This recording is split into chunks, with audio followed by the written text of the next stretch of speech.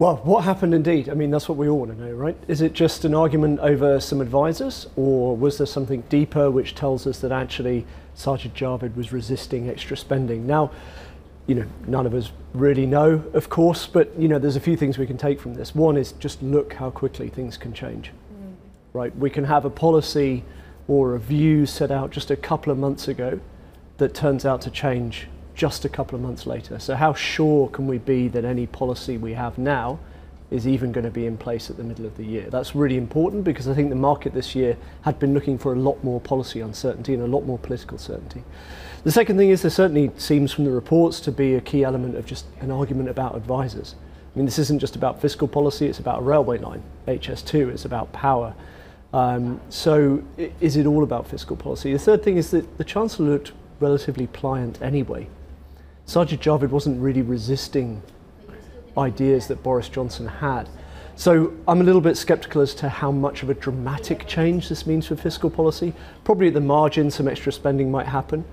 But also remember, again, some of the disagreements here are probably about taxation, not spending. So with Dominic Cummings preferring to raise taxes on, for instance, housing, whereas Sajid Javid might have been less willing to do that. That, of course, allows more spending, but this isn't necessarily deficit-funded spending.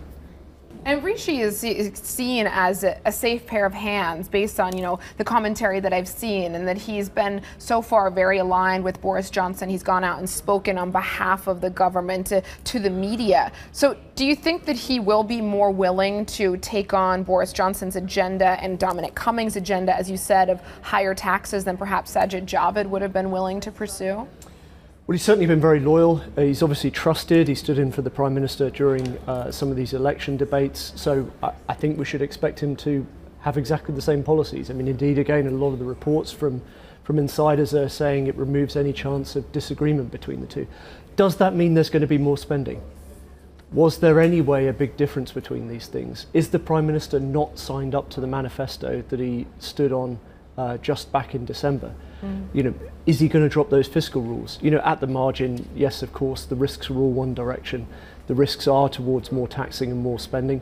But, is it really a huge difference in fiscal view, or a difference in having control power, having the same message?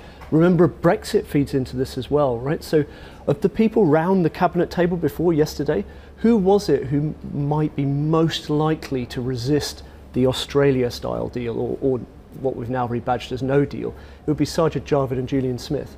They're the two ministers that have now gone, right? So is it about delivering a much harder Brexit? Hi, I'm Joanna Bersecci, and thank you for watching. You can check out more of our videos by clicking on the boxes on the screen. And don't forget to subscribe to our channel for more from CNBC International. Thank you for watching.